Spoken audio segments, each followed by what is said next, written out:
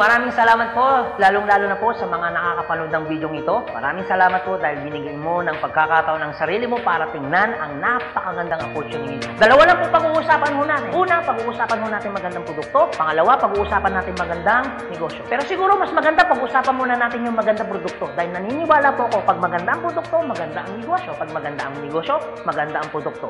Ang maganda po dito sa product na pag-uusapan natin, ang involved health. Kung tatanungin ko po kayo, maganda bang negosyong health? Kung iisipin mo, magandang negosyong health. Pero at the back of your mind, hindi ka sigurado kung magandang health. Sige, tingnan natin. Kung tatanungin ko po kayo, importante ba sa tao ang health? O sobrang importante? Alam mo kung bakit ko tinanong yan? Simple. Pag tinanggal ko ang tao, may health. Pag tinanggal ko naman ang health, may tao. Ngayon uulitin ko, importante ba sa tao ang health?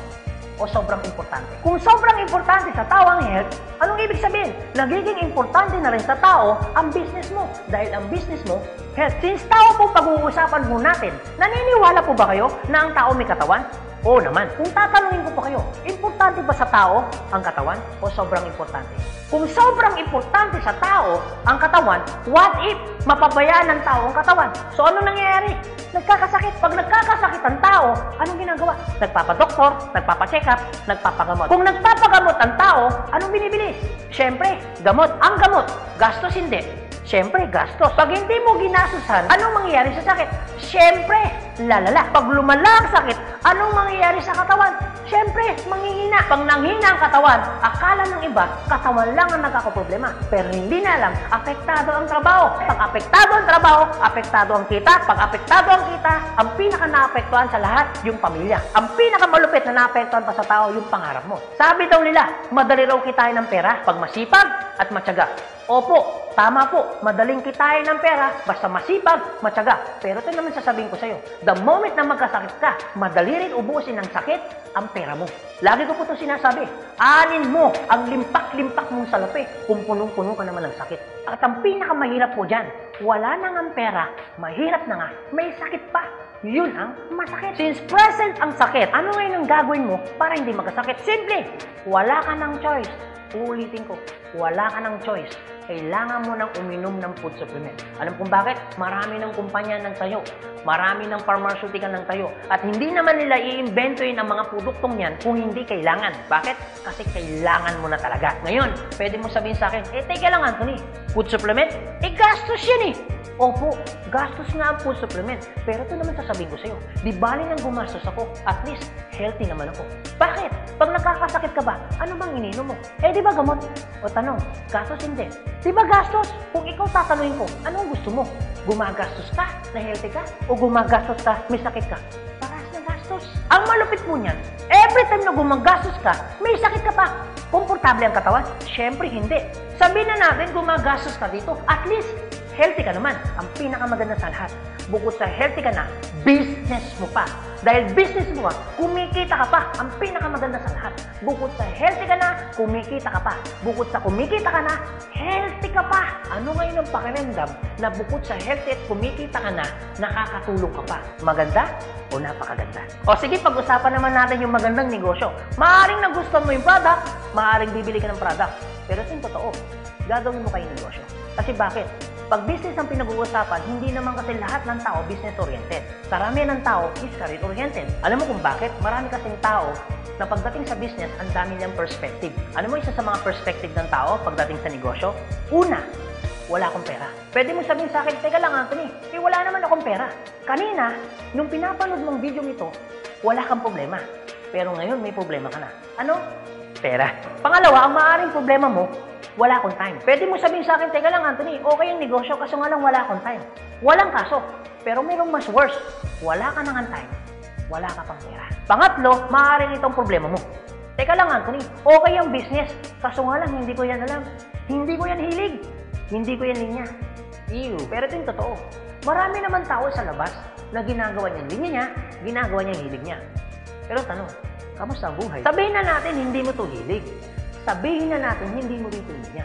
Pero ito sasabihin ko, kung ito naman ang magpapabago ng buhay mo, bakit hindi mo siya ninyahin? Pang-apat, maaaring ito isa sa mga problema mo. Teka lang, Anthony, okay ang business. Kaso nga lang, risky yan. Naku, malulugi lang ako. Ang pinakamalupit, hindi mo pa tinatayo negosyo mo, feeling mo, lugi ka na. Ang matindi niyan, ano malulugi sa'yo? Eh di ba sabi mo, wala kang pera? Eto tanong, kung problema mo ang pera, problema mo ang oras, problema mo dahil wala kang alam, kasi iniisip mo baka malugi ka, ito sasabihin ko. Hindi lang naman to ang una or pangalawang pagkakataon na pwede kang ma-involve sa business. Kung yan ang problema mo, bakit? Pagdating kayo ng panahon, yan pa rin kayo problema mo. Pag-usapan po natin ang life cycle. Naniniwala ka bang may life cycle? Oo naman, importante po ang life cycle. Kasi po, hindi po magiging balanse ang mundo pag walang life cycle. Isa sa mga dinadaanan ng tao ng life cycle, yung pag-aaral. Kung ikaw magkakanak o magkakanak pa lang, pag-aaralin hindi. Siyempre, pag-aaralin. Kawawa naman yung bata pag hindi natuto, hindi marunong magsulat, hindi marunong magbasa. Pagkatapos mag-aral, anong susunod? Siyempre, gagraduate. Pagkatapos graduate, anong susunod? Siyempre, magtatrabaho. Pero pansinin mo to. Meron po mga tao hindi nakapag-aral, hindi nakagraduate, pero nagtatrabaho. Bakit? Isa sa mga life cycle po na dinadaan ng tao, kailangan po magtrabaho. Etong tanong, gusto niyo po ba habang buhay nagtatrabaho? Siyempre, hindi. Gustuin niyo man po magtrabaho ng 60 to 65 years old, wala na ho kayong choice. Ang sasabihin ng boss mo, you're out. Bakit? Anong tawag ko doon? Retire. Pag kayo po ba nag-retire, may pera wala? Siyempre, meron. Anong tawag mo doon? Retirement fee. Dahil ikaw ay nag-retire, ang trabaho, tuloy-tigil. Siyempre, tigil. Pag tigil ang trabaho, ang sweldo, tuloy-tigil. Siyempre, tigil. Dahil tigil ang trabaho, tigil ang sweldo, ang gastos, tuloy-tigil. Siyempre, tuloy. Dahil tuloy ang gastos, ang retirement fee na pinaghirapan mo, maubos hindi. Siyempre, pwedeng maubos. Para hindi maubos ang perang pinaghirapan mo, anong gagawin mo? Maaaring nag-iisip mo ngayon kung ikaw nakakapanood ng video nito. Maaari at siguradong maiisip mo ngayon, business. Ito tanong. Kung papasok ka ngayon sa business para hindi maubos ang pera mo, teka lang, akala ko ba kanina, iniisip mo, teka lang Anthony, wala akong pera kasi mamumulan ako dyan. Pero sabihin ko, kung iniisip mo kanina, wala kang puhunan, mamumuhunan ka kasi, eh di ba ganun din dito? Mamumuhunan ka rin. Di ba sabi mo kanina, wala akong time? Kung iniisip mo na wala kang oras, bakit? Pagtungtong mo ng 60, 65, may oras ka ba ba? Sabi mo kanina, wala kang alam. Pero tanong, bakit pagtungtong mo ng 60, may alam ka? Buong buhay mo nagtrabaho, hindi nag-business. Dahil wala kang alam sa business, anong mangyayari sa pera mo? Siyempre, mauubos. Anong sense, nagtrabaho mo ng buong buhay mo, papasok ka sa business, dahil wala kang alam sa business, ang perang pinaghirapan mo, mauubos lang. Kaya marami pong mga tao nagre-retire, pumapasok sa business, still broke pa rin. Alam kung bakit? Kasi wala silang alam sa business. Kung ikaw ang nakakapanood ng video ito, huwag po kayo mag-alala. Kasi bakit? Later pa naman yan. Pero kung tatanungin kita, kung papasok ka lang naman pala sa business, anong gusto mo? Ngayon o later? Alam mo kung bakit ngayon? Simple. Pag ngayon mo ba inaral ang business, ngayon ka nag-decision mag-business, ngayon mo ginawa ang business, ngayon mo matututunan? Yes. Ngayon ka rin kikita? Yes. Pero pag later ka nag-decision mag-business, later mo ginawa ang mag-business, later kang pumasok mag-business, later mo inaral ang business, later mo matututunan? Yes. Later ka rin kikita? Yes. Kung papasok ka sa business, anong gusto mo? Ngayon o later? O sige Anthony, nagustuhan ko yung magandang negosyo, nagustuhan ko rin yung magandang produkto. Pero ito tanong, paano ko siya umpisan? Anong gagawin ko? Paano ako magiging membro ng AIM Global? Galito po kasi yan. Una po, kailangan nyo pong bumili ng global package. Tanong, magkano naman ang global package? Ang global package po ay 7,980 pesos. Pero teka lang Anthony, mukhang yata ang laki. Opo, malaki po siya kung gastos. Malaki din po siya kung wala kang pera. Pero teka lang, kung negosyo ang pag-uusapan natin, 7,980, malaki o maliit? Alam niyo po, sobrang liit lang po yan. Maaari pong malaki po ang 7,980 pesos kung hindi mo makikita yung value ng pera mo. So kung gusto ko po mangyari, ipakita ko po sa inyo kung anong value ng 7,980 pesos mo. Una, magkakaroon ka ng product na worth 6,000 pesos. Pangalawa, magkakaroon po kayo ng insurance. Meron po kami tinatawag na personal accident insurance na 200,000, unprovoked murder and assault na 50,000 pesos, 10,000 pesos medical reimbursement. Hindi lang yan, meron pa kami tinatawag na burial assistance na 10,000 pesos. Pangatlo, magkakaroon ka pa ng discount from 25% up to 50%. lifetime discount. Pang-apat, magkakaroon ka naman ng business kit, brochure, CD na kung saan magagamit mo sa pagninegosyo mo. Pang-lima, magkakaroon po kayo ng tinatawag mo namin free medical check-up. CBC, urinalysis, fecalysis, chest x-ray, dental, lahat ng yan kasama po doon sa free medical check-up. Pang-anim, magkakaroon po kayo ng ATM, video at China Trust. I suggest po, kung ikaw ngayon ay nasa abroad, mas maganda pong kunin ninyo ang China Trust. Alam niyo kung bakit? This is an international debit card na kung saan po mawi-withdraw ninyo ang pera ninyo na kahit saang bansa. Kung hindi naman kayo mag-abroad, pwede po kayong kumuha ng BDO. At hindi lang yan, pang-pito, magkakaroon po kayo ng tinatawag ho naming web page. So ano pong advantage ng web page ho natin? Magkakaroon ho kayo ng DTC, Distributor Tracking Center, na kung saan mamomonitor nyo lahat ng transaction na nangyayari po sa business ninyo. At hindi lang yan, ang pinakamaganda, yung pang-walo. Meron po kami tinatawag na scholarship program. So ibig sabihin, pag naging member ka ng AIM Global, automatic bibigyan ho namin kayo ng scholarship certificate. So ang maganda po doon, sa scholarship po natin, transferable. Ibig sabihin, kung ikaw yung member, siya hindi member, kahit hindi mo kakilala, pwede niyo po itong i-transfer. At hindi lang ho yan. Ang maganda po sa scholarship po natin, ito po ay wala pong expiration. Kung ngayon ka ng member, bukas o bukas makalawa o 2 to 3 years from now, saka mo palang ginamit yung scholarship po namin o yung certificate po namin, hindi po siya may expire. Pwede nyo pa rin siyang gamitin. Ang maganda po dun sa scholar certificate po namin, wala ho tayong quota. No hidden agenda. Na pag yung bata po in-enroll mo na, hindi ho kayo obligado na gawin yung negosyo. Nasa sa inyo na lang po kung gagawin yung negosyo, hindi. Basta yung anak niyo po, tuloy-tuloy po yan sa pag-aaral. So, wala ho tayong hidden agenda, no quota. Kahit hindi ho kayo bumili ng product, kahit hindi ho kayo mag-imbita ng tao, kahit hindi nyo po ito gawin. No obligation, no commitment. No hidden agenda. Yan po yung kabuuan ng global package ho natin doon sa perang binitawan mo na 7,980 pesos. Ang tanong, maganda po ba o napakaganda? Sulit o sulit na sulit? Okay, sige, ganito Anthony. Nagustuhan ko yung magandang negosyo. Nagustuhan ko rin yung magandang produkto. Sige, magjo-join na ako.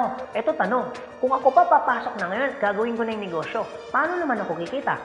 Ganito po yan. Una, kikita po kayo sa tinatawag naming retailing. Sa retailing naman po, from 25% up to 50%, kikita ka. Kung hilig mong magbenta, aba, bagay na bagay ka dito. Kung hindi ka naman mahilig magbenta, wala din pong kaso. Pangalawa, eto po maganda. Meron po kaming tinatawag na binary income. Sa binary income, dalawa pwede nyo pong pagkakitaan. Una, pwede ko kayong kumita sa tinatawag namin direct referral bonus. Magkano ang direct referral bonus? 500 pesos. At pangalawa, pwede naman kayo kumita sa tinatawag namin match sales bonus o madalas ang tawag ho namin dyan, pairing bonus. Magkano naman ang pairing bonus? 1,500 pesos. O sige Anthony, mukhang maganda yung binary income na yan. Paano ka pa kikitain yung direct referral bonus na 500 at paano ka naman kikitain yung pairing bonus na 1,500? Okay, ganito po yan. Pag sinabi pong binary, dalawa po yan. It's either ilalagay mo sa kanan o ilalagay mo sa kaliwa. Ang trabaho mo, mag-imbita. Pag ikaw ngayon nag-imbita, at yung inimbita mo ay bumili ng global package, sabi na natin, dalawa yung inimbitahan mo. Yung isa, inimbitahan mo, nilagay mo sa kanan. Yung isa naman, inimbitahan mo, nilagay mo naman sa kaliwa. Pagbili ni A, automatic, meron kang tinatawag na direct referral. Pagbili naman ni B, automatic, may kikitain ka naman na direct referral ng 500 pesos. At hindi lang yan, meron ka pang bonus. Pag may pumasok sa kanan mo at may pumasok sa kaliwa mo, automatic, magpipair po siya. Magkano pong pairing bonus? 1,500 pesos. Basta ang usapan po, every time may papasok sa kaliwa, every time may papasok sa kanan, automatic po, pairing 1,500. Sa tingin mo ba, si A, meron din bang kaliwa? Meron din kanan? Si B, meron din bang kaliwa? Meron din bang kanan? Sa tingin mo ba, ikaw pa ba ang nag-imbita dun sa inimbita ni A and B? Siyempre, hindi na. Eto maganda.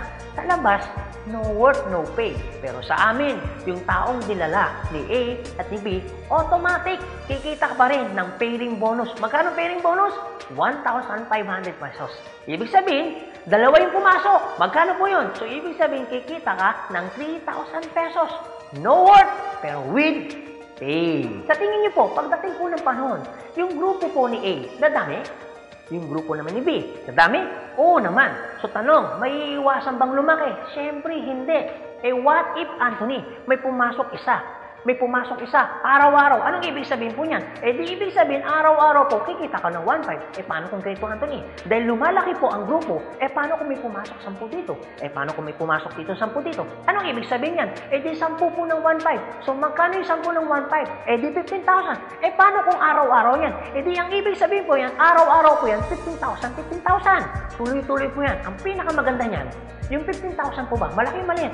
Siyempre malaki. Pero hindi lang ho yan. You have opportunity para kumita ng 24,000 pesos per day. Alam ko medyo nag-iisip ka. Maaaring iniisip mo na hindi ka kikita. Pero maaaring iniisip mo rin na kikita ka. Pero kung mag-isip ka ng hindi ka kikita, kung mag-iisip ka ng kikita ka, para sa ginawa mo, nag-isip ka pa rin. Pero kung mag-iisip ka lang naman, mas maganda lang pong nag-iisip ka, nakikita ka, kaysa naman nag-iisip na hindi ka kikita. Ito po masasabi ko sa inyo. Kung gusto mo ng pagbabago sa buhay, dapat may baguhin ka. Pero pag wala kang binago, walang mababago. Ang tanong, gusto mo ba ng pagbabago sa buhay? Siyempre, oo. Ang tanong, kailan mo uumpisa ng pagbabago? So guys, maraming salamat po sa inyong lahat. God bless, and to God be the glory. See you at the top. Thank you.